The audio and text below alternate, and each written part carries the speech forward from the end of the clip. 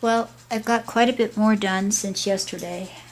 This is pretty frustrating because I have to go relatively slow to see the faint coloring.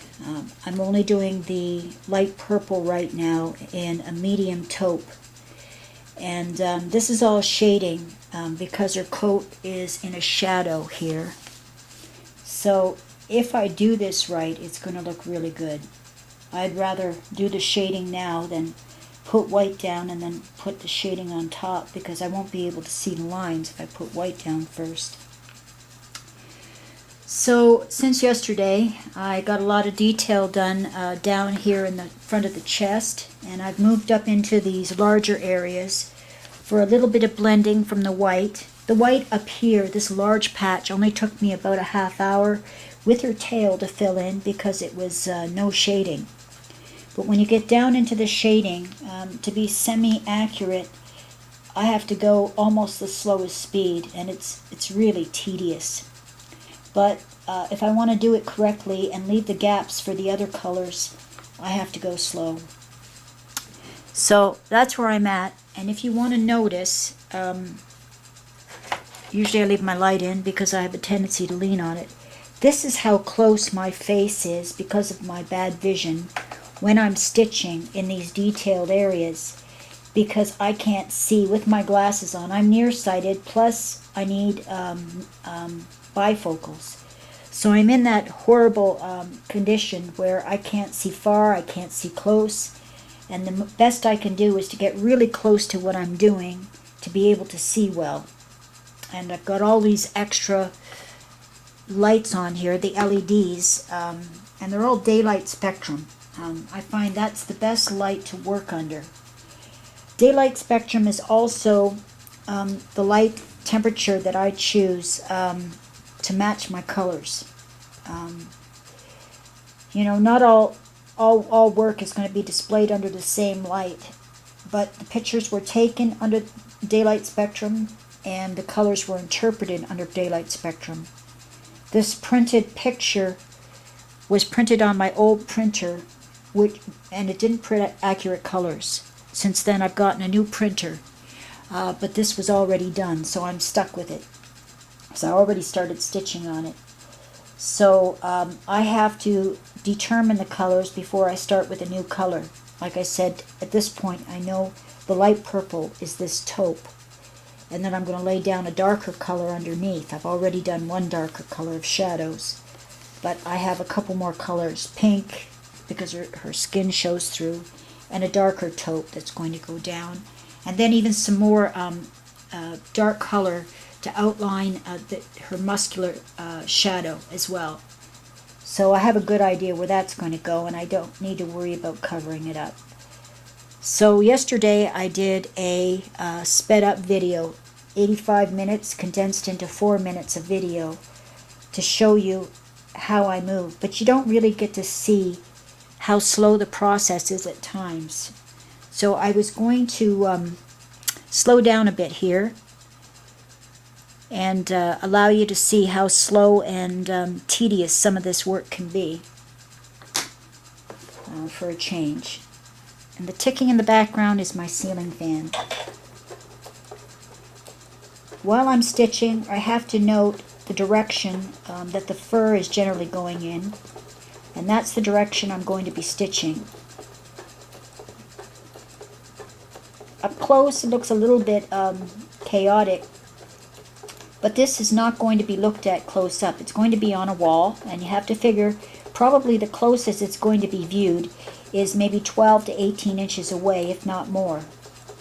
So whenever you're feeling discouraged, you have to set the picture far away and look at it. And that's what I do actually when I'm determining colors, contour, etc. I have drawn in some lines in pencil on top because the colors are so faint, and they give me an idea of the direction of the fur, the direction of the stitching lines that I'm going to be putting in.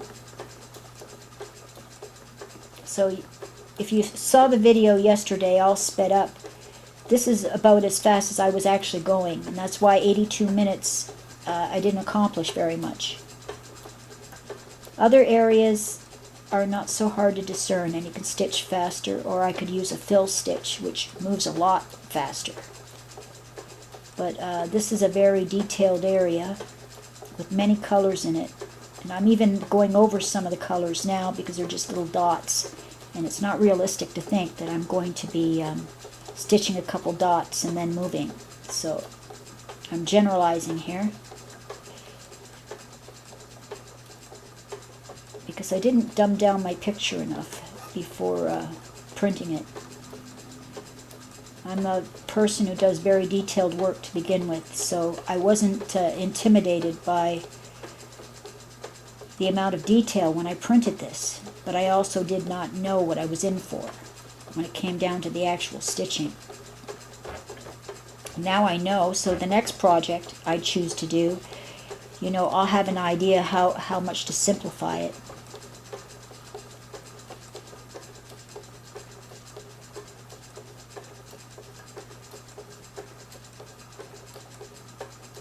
And the next time that I do something like this, I'm probably going to put down fabric first. Fabric, in the applique type of style, where you cut out pieces of color that are close to your subject.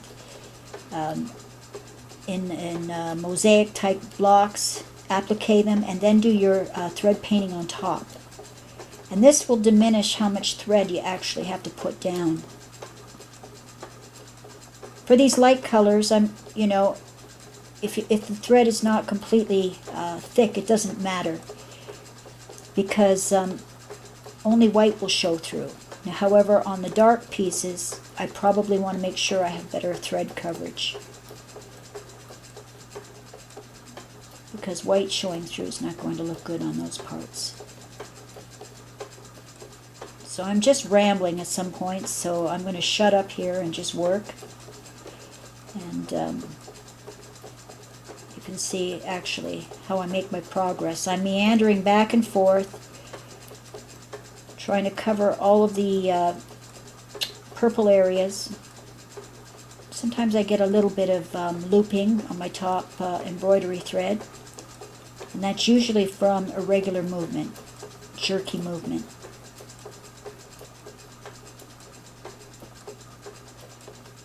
Better to do about at least half inch, an inch of a line and then come back, than it is to try to go back and forth, because you tend to get jerking. I find after a while I might get tired, I might get irritated by the slow progress of the project, and I start to try to speed up, and my results are not as good. So it's really important to really enjoy the process, because it's a long process. And it's going to be something, that's more of a keepsake. So, I want to do a good job. I don't want to rush through it. Definitely don't want to rush through it. If you rush through it, you're not going to even see the details. You're kind of clouded by your desire to get through certain tedious areas that you just don't really want to do. So every day I make a bit of progress on this.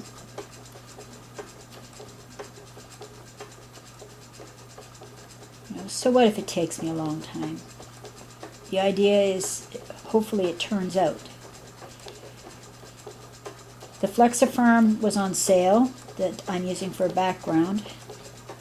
And I'm using mostly Madeira thread to embroider with, and it's just beautiful stuff. And honestly, I have had no lint buildup in my bobbin area. When I use Gutermann, I get lint buildup. When I use Madeira, I don't. So I'm really happy with this thread, and I'm slowly trying to collect all the colors. Of course, I'm collecting the ones that pertain to my embroidery first. And I just can't wait to get back down to the dealer and buy some more colors, because I can see colors that I would like to put in this already that I don't have.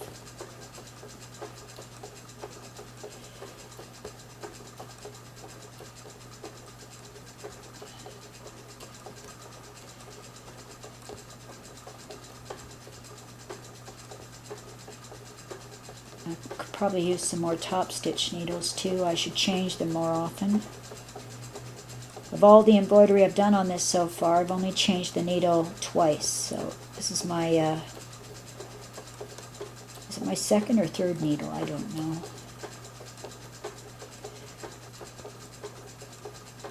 When I start to get pulling and fraying and such, I change the needle. When the fabric starts to pop too much, I know that it's snagging, it's dull, it's pulling on the thread, and it's pulling on the background.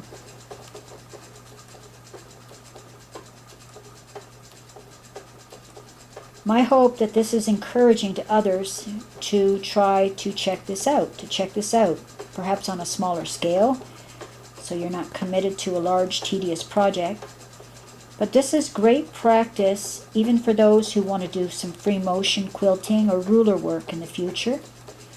You're controlling your fabric underneath in free motion fashion, which, you know, that's something I want to get into as well. I love to sew, but I initially wanted to sew clothes when I got into sewing about 2 years ago. However, I gave that up pretty quickly because I was very bad at fitting. I'm not able to fit clothes to fit me.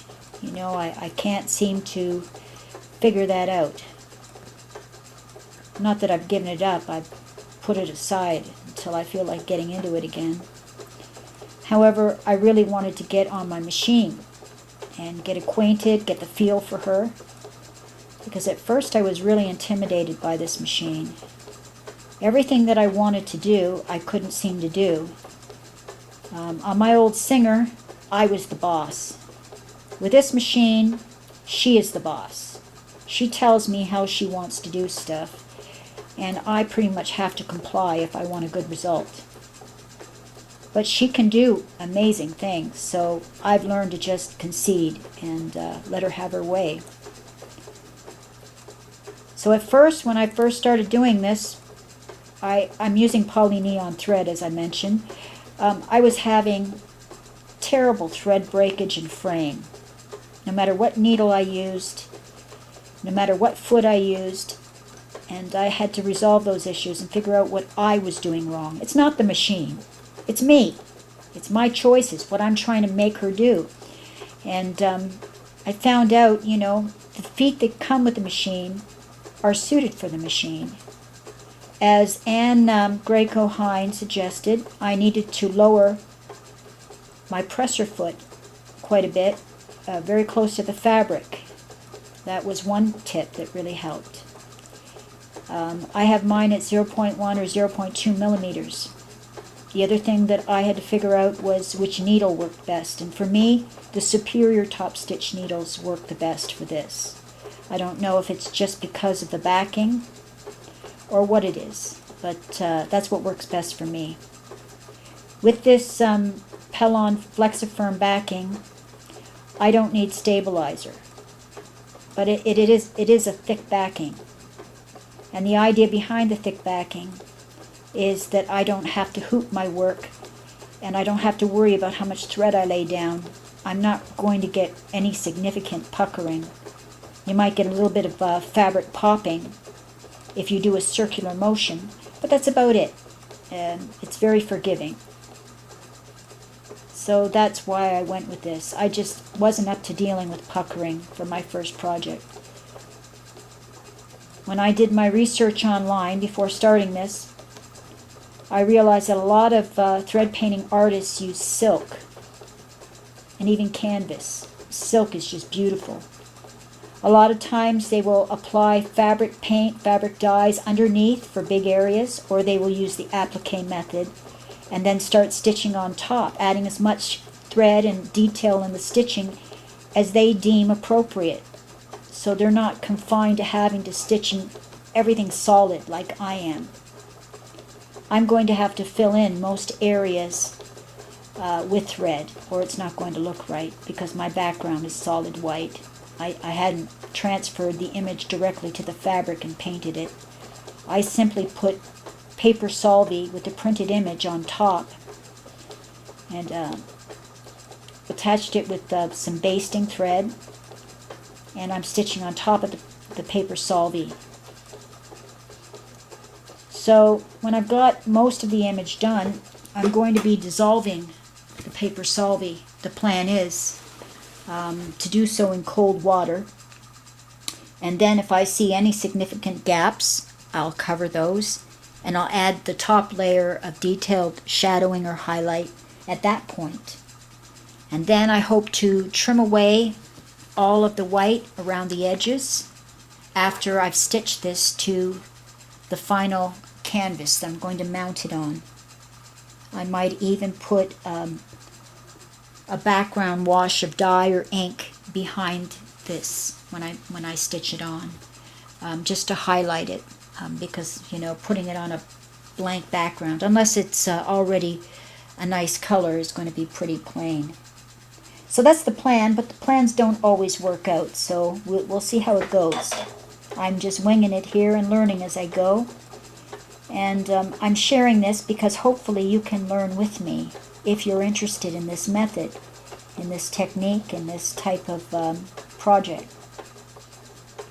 I don't even know how it's going to look when it's done, so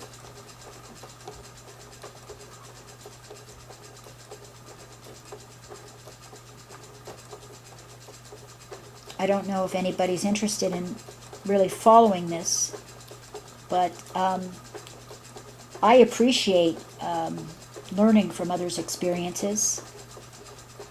So I thought I would document it just in case. Could be in the future even somebody will ask me, how I did it and techniques I used, what worked for me, what didn't work for me. So I thought I would document some of it. I can't always put the camera on. Hours can go by in a day where I'm doing this. And I'm not making a lot of progress because I'm doing detailed work like this. When I get bored and irritated with an area, I'll just move to a new area. And what I'm doing is I'm writing down on a separate paper, separate printout. Actually, I have other printed copies of this that are smaller. And if I want to remember what color is what, I'm just writing the number of the thread color over top that area if I want to go back to it.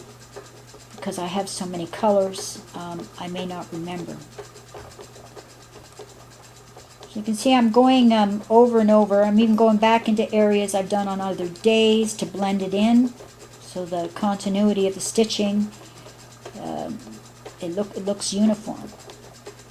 And not all areas were perfectly filled in yet, so. As I stitch, the paper solvay kind of like flakes and sinks in spots.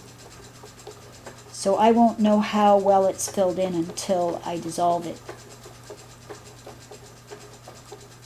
I don't even know how well it's going to come out. And I might have to use some, what's it called? I forget. It's what you use to put on fabrics to seal the colors or to remove the bleeding. I might have to use that to remove the dye from the paper solvay so it doesn't go into the thread. I mean, these are just issues I'm thinking about as I'm doing this. I used pigment dye on this printout because it doesn't run and bleed so much, but it's still going to bleed a little bit, possibly. So I'm trying to anticipate such things and figure out how I'm going to handle it. Could be that I won't be able to remove all the paper solvay. I'm not sure. As long as I can't see it, I don't care. Yeah, so my face is right up here, so I can't really pull out my pull-out light because I lean on it and I could bend it. And I don't want to do that. So I just leave it pushed in and use the other lights. Because my face has to be this close, and I just kind of get so focused I don't realize what I'm doing. Once in a while I stop and I check out where I am and what I've got to fill in, and if necessary I will use a lock stitch, raise the needle, move to a new area with a jumping action. I don't snip the threads, I let them jump and I snip them later, just like you would with a normal embroidery machine. But I lock the stitch before and after. And I'm thinking that when all the stitching's done and the paper solvy's dissolved, that I may apply a fabric adhesive on the back and a very thin coat to lock the stitches in before I mount it, before I cut it and mount it, or mount it and cut it onto a new background.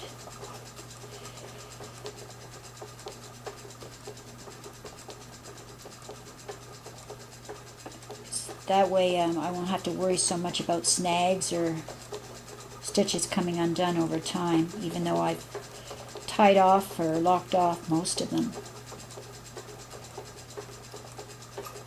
It would be really nice if I could go a little faster, but I tend to get sloppy, so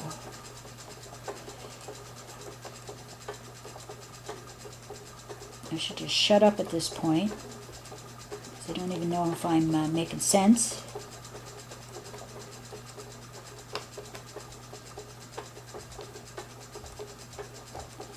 Centerpol, that's the name of the stuff that removes extra dye from fabrics when you first get them. When it's virgin, you wash them in Centerpol, either by hand or machine, and it removes excess dye and helps lock in the color, removes sizing. It's really great. And I use the other product they have too. Can't remember the name of that right now. Retain, and it's a very good product as well. They come in little bottles, but it goes really far, so I only buy a couple small bottles periodically when I'm in a material buying binge. There we go, there's a bigger area there.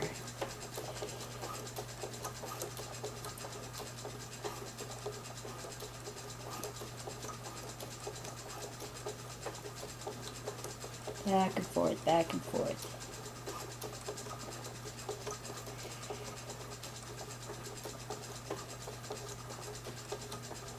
I'm always dying to start a new color so I can, see it coming together. I still have to finish the girls' faces.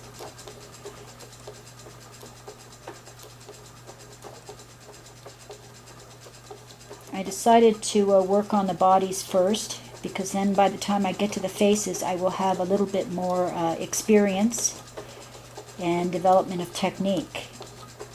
I'm still learning. This is my first free motion thread painting embroidery project.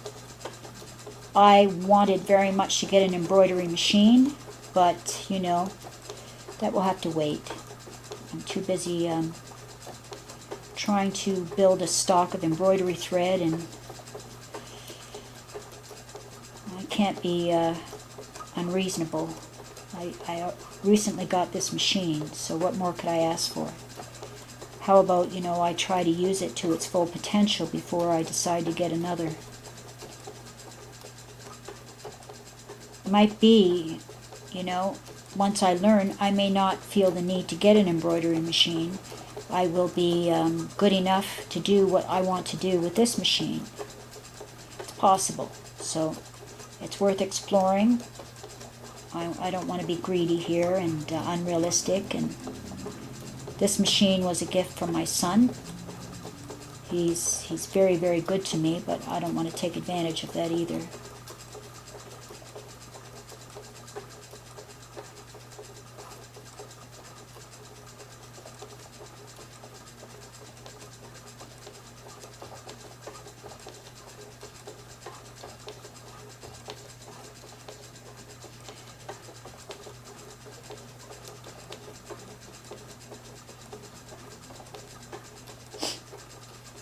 I'm just blown away by some of the work that I see online, and I realize everybody has their own style and technique when they get into areas of artistry with fabric and thread, and you need to find your own. You need to find what works for you and what you enjoy doing, and not worry about copying somebody else. Get ideas from other people, But don't be afraid to experiment and see what you enjoy doing. Now, it's altogether possible and feasible to use a straight stitch with the feed dogs up and work on embroidery. And you might even get much more uniform stitching with that, more like an embroidery machine.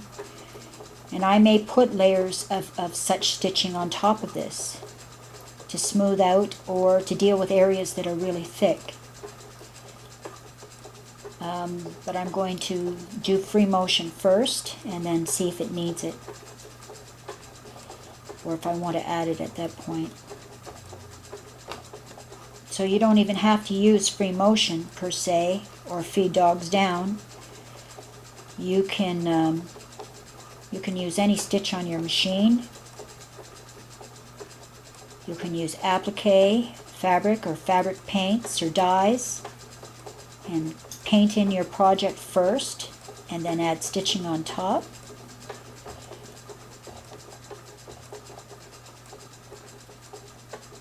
There are several ladies in this group who are very, very talented, and they have their own techniques and their own styles with which they create their works, and it's just amazing. I was determined to try to learn free motion, and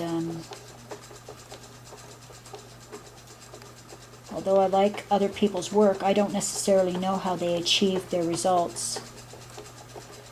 So I just thought, I'm going to just wing it here. It's pretty forgiving, if you make a mistake, and if it's a really big mistake, something you really don't like, you can tear it out, or you can stitch on top of it and use the previous layer, to cover a lot of the background, the holes. I'm choosing not to do a background stitch underneath this stitching. I'm just going to put back and forth stitching until I cover everything that I want to cover. But in the future, I think that I might paint or applique underneath, as I said, so that there isn't a necessity to lay down this much thread. And I think how it's done, you cut out the pieces, mosaic type pieces, and attach a fusible interfacing to it. I call it raw edge applique, and then you stitch on top of it the contour and detail that you want.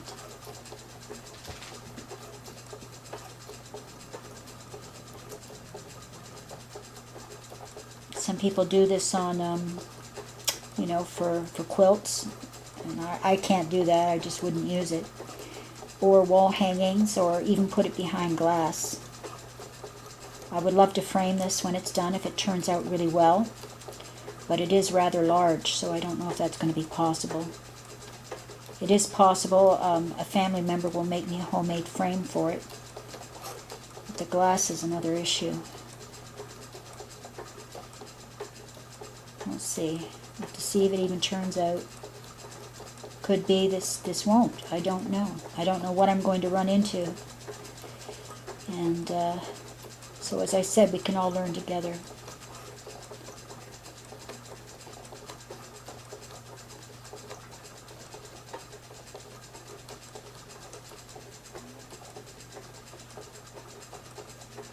Some of these areas I could probably speed up a little more, but I got to stop to speed up the stitching speed. I did try the variable zigzag as well, but of course that's a whole other animal, and I wasn't able to master that at this time, at least not with this fabric. But it's another option, because you could imagine if you're making a flower stem that goes thick to narrow, you can use your variable zigzag as you're stitching it, and you don't have to stay at one stitch width. But that's with the feed dogs up, and my backing doesn't like it. But I can straight stitch and zigzag straight stitch with the feed dogs up beautifully. Just the variable zigzag doesn't like it. So there are various ways to do this kind of work. This is not the only way, and I hope you explore them. I know our Kiwi friend Denny does quite a bit of embroidery, free motion stitching, and she's gotten very good at it. Beautiful work. And she has been an inspiration for me, as well as Shirley Mooney, and there's another lady too, I forget her name. She did the Beatrix Potter embroidery, and I can't believe the uniformity she accomplished. I just don't know how she did it, but it's beautiful. And she was an inspiration as well. I just thought I'm just going to jump in and try it. See what I can learn and see what I can share with others to encourage them to explore more with their machine.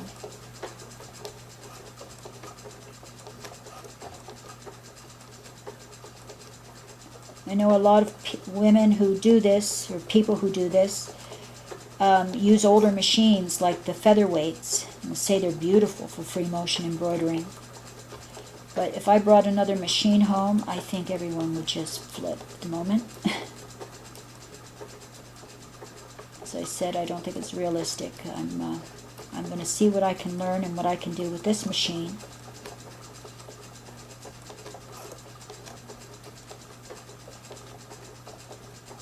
One thing about this machine is its quality. It's a high quality machine. And as I said, if you learn to do things her way, you get pretty good results.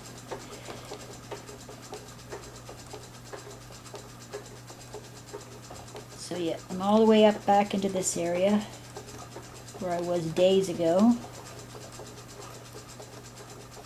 And I'm just working into new areas, back and forth, back and forth. As I use older areas to move over, I'm just adding more density of thread, which in this case is a good thing.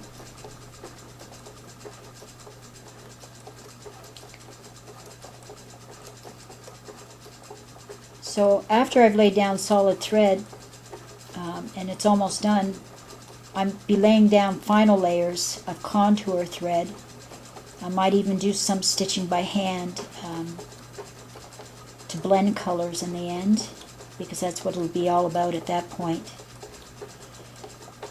My dog's fur has many, many colors in it, and here I'm dealing with skin showing through, which is pinks, and I'm dealing with shadows, which is the taupes. So I did not pre-pick my palette beforehand. I'm just lining up degrees of matching colors. You know, I'm not going to add warms and colds to the taupes. I'm going to stay in the cold spectrum here, the cool spectrum I should say. But they're going to be a couple of numbers apart, because if they're too close, you're not going to see the distinction between colors. I have tried that, and some of them are just too closely matched. They almost look like the same color.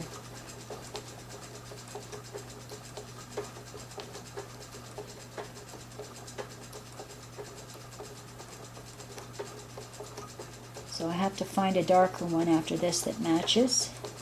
It seems to blend well with this and move to a darker shade, so we can do more of the shadows in the coat.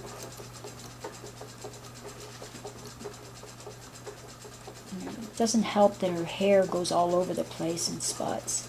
The nap of her hair, her coat. And my posterization seems to leave splotches and spots, so I'm ignoring some of that, and I'm kind of winging it. Just trying to remember which way the fur goes. So again, I'm rambling, and I'm going to shut up, possibly shut this off, because I can't shut up, it seems. Just do the work. I really have a desire to share with you guys. This is a wonderful group, and everybody is fabulous. Everybody is wonderful and helpful, and we all get frustrated, we all learn something, and that's what it's all about. And I'm greatly inspired by this group, and I would love to be an inspiration for others. If I can help anybody, please, feel free to contact me, and I'll help you with anything I can. If you need help even getting your images together, or doing something in Photoshop even, I'm more than happy to help. I had to make a composite of my girls because there's no way they would sit together. So I put them together in Photoshop with a composite, and then I posterized it and blew it up into a poster and printed it out on 8 to 12 sheets of paper solvay, attached them together, and then basted them onto my backing as my template. There's probably a better material I could use that I could have put in my printer, but I didn't have anything at the time, so I went with what I had.